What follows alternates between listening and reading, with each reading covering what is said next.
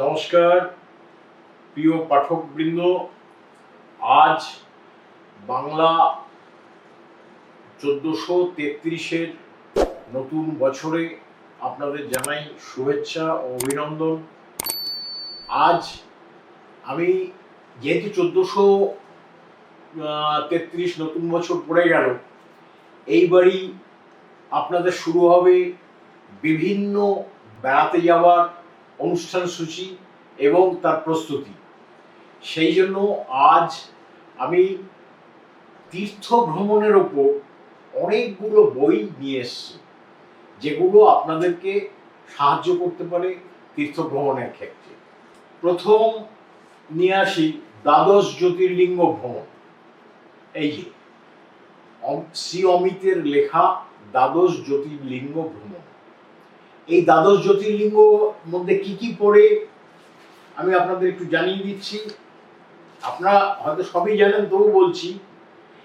কেদারনাথ, মহাকালেশ্বর, ওঙ্কারেশ্বর, সোমনাথ, নাগেশ্বর, ভীমাশঙ্কর, ত্রম্বকেশ্বর, বৈদ্যনাথ, ঘৃষ্ণেশ্বর, মল্লিকার্জুন, রামেশ্বর, বিশ্বনাথ।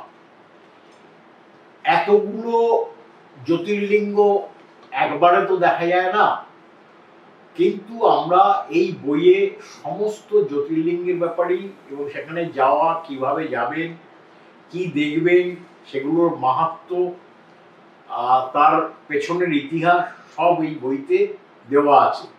আপনারা যে যেখানে যাবেন প্রয়োজন অনুযায়ী এই বইটা নিয়ে দেখতে পারেন। বারাণসী বাঙালির কাছে সবসময় একটা প্রিয় জায়গা। আমরা বারাণসীর ওপরও একটা উল্লেখযোগ্য বই করেছি, আপনারা হয়তো অনেকেই সংগ্রহ করেছেন। তীর্থভূমি বারাণসী, বরুণ দত্তের লেখা। এর মধ্যে চুনার ও বিন্ধ্যাচল ভ্রমণও আছে। বারাণসীর সম্বন্ধে আর নতুন করে কিছু বলার নেই। বারাণসীতে গিয়ে আপনারা কিভাবে দর্শন করবেন, কোথায় থাকবেন, বারাণসীর মাহাত্ম্য সমস্ত কিছুই এই বইটাতে পাবেন। এর সঙ্গে ওই বললাম যে এক্সট্রা হচ্ছে চুনার ও বিন্ধ্যাচল ভ্রমণটা। সুতরাং তীর্থভূমি বারাণসীতে যারা যাবেন তারা এই বইটা আগে সংগ্রহ করে পড়ে তারপর এর সম্বন্ধে জেনে গেলে আপনাদের অনেক সুবিধে হতে পারে। অমরনাথ, আর কিছুদিন বাদেই অমরনাথ যাত্রা শুরু হবে।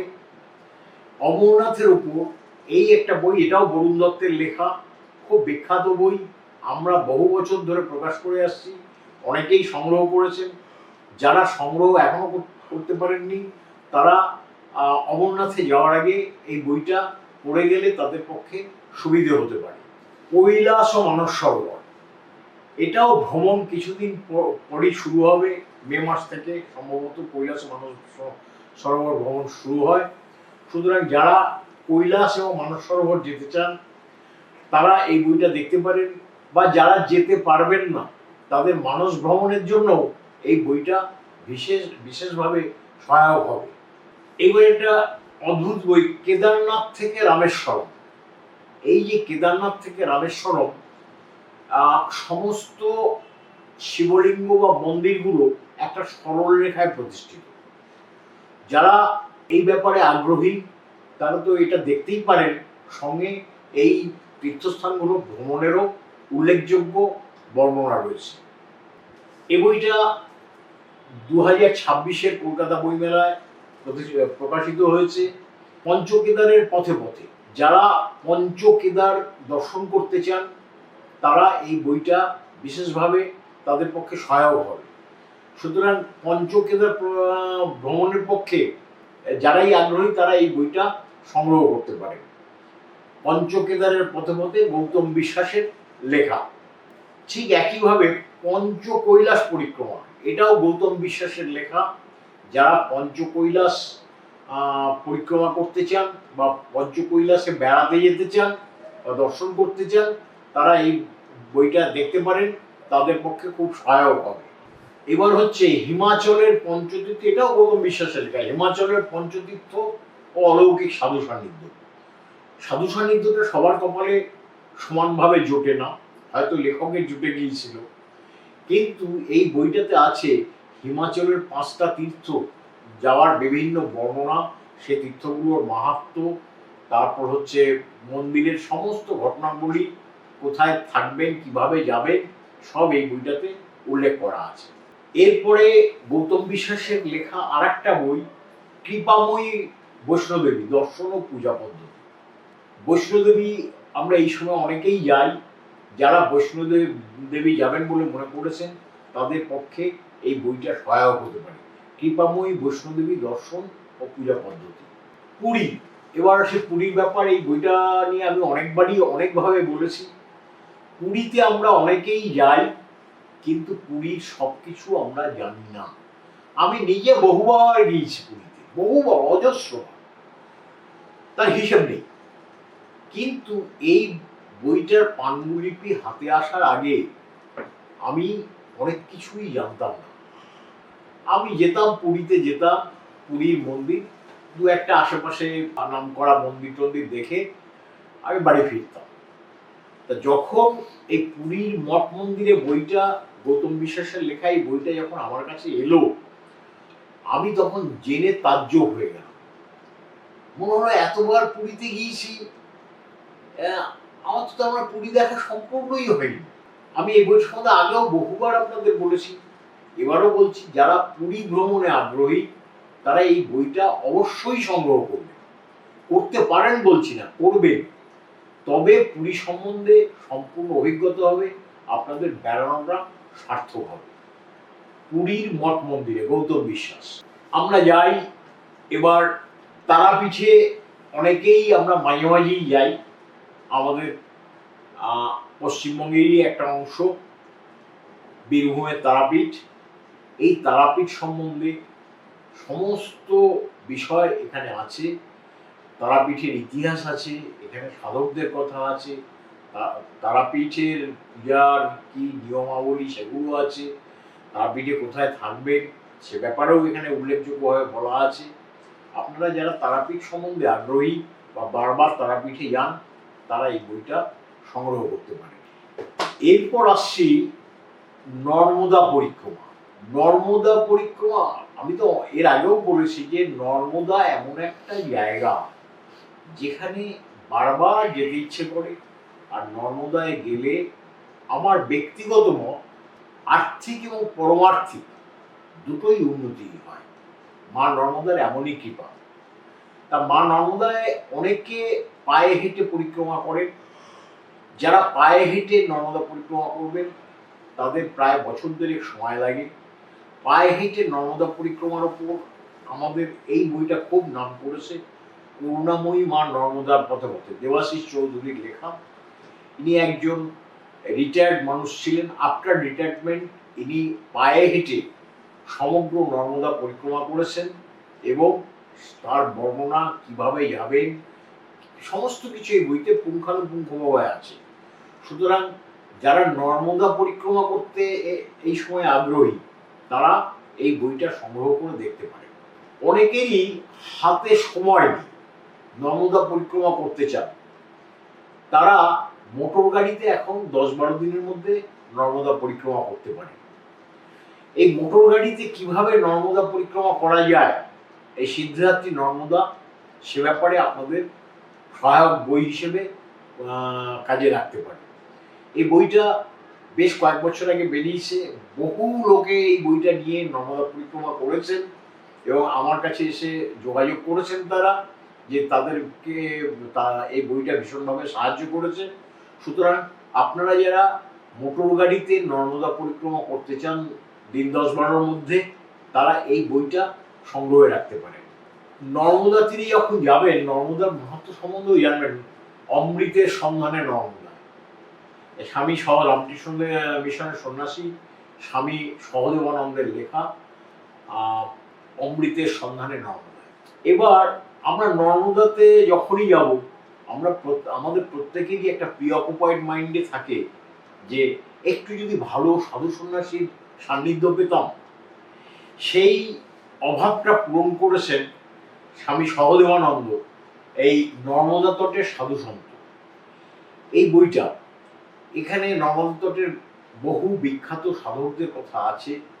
আপনারা সেই সাধকদের খোঁজ নিয়ে এই বইতে পাবেন। তাদের সঙ্গে গিয়ে দেখা করতে পারেন, তাদের সান্নিধ্য পেতে পারেন। একটা জিনিস আমার মনে হয়েছিল যে যারা আমরা গৃহী মানুষ তাদের কাছে সাধু সন্ন্যাসীরা মুখ খুলবেন না, কিন্তু একজন সন্ন্যাসী আর একজন সন্ন্যাসীর কাছে অনেক কিছুই মুখ খোলেন। এই বইটা তো তাই হয়েছে। স্বামী সহজানন্দজির কাছে সন্ন্যাসীরা তাদের সাধন জীবন বা তাদের জীবনের অনেক কিছু উল্লেখ করেছেন। এই বইটাতে সেগুলো আছে, আপনারা সেগুলো জেনে নিয়ে সেই সব সাধকদের সঙ্গে যোগাযোগ করতে পারেন। নর্মদা তীরে পঞ্চমহেশ্বর, এটা গৌতম বিশ্বাসের লেখা। নর্মদা তীরে যে 5টা বিখ্যাত শিবলিঙ্গ আছে, সেই শিবলিঙ্গের মন্দির এবং শিবলিঙ্গ সম্বন্ধে বা সেখানে কিভাবে যাবেন ইত্যাদি তার সমস্ত বর্ণনা এই নর্মদা তীরের পঞ্চমহেশ্বরে রয়েছে। আপনারা এই বইটাও দেখতে পারেন। পুজোর বুকিং তো প্রায় এসেই গেল। এখন আমরা সবাই পুজোর বুকিং করব, কেননা পয়লা বৈশাখ অতিক্রান্ত, নতুন বছর পড়েছে। এখন থেকে পুজো বুকিং শুরু হয়ে যাবে। সুতরাং পুজোর বুকিংয়ের আগে আপনারা বইগুলো সংগ্রহ করে দেখে যে জায়গায় যাবেন ভেবেছেন সেইগুলো সম্বন্ধে জেনে নিতে পারেন। আর একটা আমাদের মহাতীর্থ কামাখ্যা, পশ্চিমবঙ্গের কাছেই আসামে আমাদের এই মহাতীর্থ কামাখ্যা। এই কামাখ্যা সম্বন্ধে সম্পূর্ণ পরিচয়, কামাখ্যার ইতিহাস, সমস্ত কিছু এই পৃথ্বীরাজ সেন লিখিত মহাতীর্থ কামাখ্যা বইয়ে আছে। 1000 বছরের তন্ত্র সাধনার আলোকে মহাতীর্থ কামাখ্যার সমস্ত রকম বর্ণনা এই বইটাতে পাবেন। এই বইটাও বেরিয়েছে 2026-এর বইমেলায়। আমাদের মধ্যে কেউ কেউ গয়ায় যাবো, গয়ার সমস্ত বর্ণনা এই বইটাতে পাবেন। পূর্ণতীর্থ গয়া, এটাও পৃথ্বীরাজ সেনের লেখা। পূর্ণতীর্থ গয়া, এই পূর্ণতীর্থ গয়ার সমস্ত উল্লেখযোগ্য ঘটনাবলী, কোথায় যাবে, কোথায় থাকবেন। আমরা জানি যে গয়াতে গেলে আমরা সবাই ভারত সেবাশ্রমের সঙ্গে থাকি, কিন্তু এছাড়াও গয়ার যে যাবতীয় কিছু সমস্ত পরিচয় এই বইটাতে পাবেন।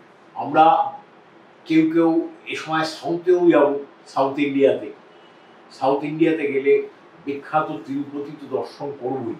এই যে বৈষ্ণব তীর্থ তিরুপতির ওপরে তিরুপতি মন্দির কিভাবে যাবেন, কোথায় থাকবেন, তিরুপতি মন্দিরের মাহাত্ম্য, সমস্ত কিছু এই বইটাতে পাবেন। বৈষ্ণব তীর্থ তিরুপতি। সুতরাং যারা তিরুপতি সম্বন্ধে আগ্রহী তারা এই বইটা সংগ্রহ করতে পারে। এই প্রসঙ্গেই বলি, আমাদের তীর্থে দক্ষিণ ভারত, তিরুপতি তো দক্ষিণ ভারতেই। যারা দক্ষিণ ভারত ভ্রমণ করবেন এবছর তারা এই সুবল দত্ত লিখিত তীর্থে দক্ষিণ ভারত বইটা সংগ্রহ করতে পারেন। এটা আপনাদের অনেকটা সাহায্য করতে পারে।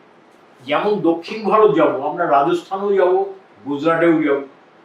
এই ইতিবৃত্ত তীর্থে রাজস্থান ও গুজরাট দুটো জায়গা সম্বন্ধেই এই বইটাতে কভার করা আছে। মোটামুটি রাজস্থান ও গুজরাটের পরিচয় এই বইটাতে আপনারা পাবেন। কোথায় যাবেন, কি কি দর্শন করবেন, সবই এই বইটাতে আছে। কিভাবে দর্শন করবেন, যাবার আগে আমরা যেখানেই বেড়াতে যাই, আমি নিজেও তাই করি, যখন বেড়াতে যাই তার আগে সেই সব জায়গাগুলো সম্বন্ধে পড়াশোনা করি এবং খুব ভালো লাগে পড়তে, এবং যাবার আগ্রহটা আরো বেড়ে যায় যেন। সুতরাং আপনারা যারা রাজস্থান ও গুজরাটে যাবেন তারা এই বইটা সংগ্রহ করতে পারেন। নৈমিষারণ্য, সবার পক্ষে নৈমিষারণ্য যাওয়া হয়ে ওঠে না, অথচ আমাদের ভারত তীর্থের অন্যতম তীর্থ হচ্ছে এই নৈমিষারণ্য। এই নৈমিষারণ্য সম্বন্ধে যারা আগ্রহী তারা এই রঞ্জিত কুমার মজুমদার লিখিত সাধনভূমি নৈমিষারণ্য বইটা দেখতে পারেন। এইবার বলছি, সব মিলিয়ে ভারতবর্ষের যত তীর্থ আছে, উল্লেখযোগ্য তীর্থ আছে, সেই তীর্থের সামগ্রিক পরিচয় নিয়ে ভারত তীর্থ সমগ্র, এটা পৃথ্বীরাজ সেনের বই। এটা বেশ কয়েক বছর ধরে বেরিয়েছে, বেশ কয়েকটা এডিশন হয়েছে। মোটামুটি সংক্ষিপ্তভাবে সব তীর্থেরই পরিচয় এই বইটাতে আছে। আপনারা এই সময় যারা তীর্থ ভ্রমণে আগ্রহী, অনেক বই দেখালাম, যারা আগ্রহী তারা এই বইগুলো সংগ্রহ করবেন, আসবেন। আবার দেখা হবে। নতুন বছর আপনাদের খুব ভালো কাটুক, শান্তিময় হয়ে উঠুক, আনন্দময় হয়ে উঠুক, এই আশা নিয়ে আজকে এখানেই শেষ করলাম। নমস্কার।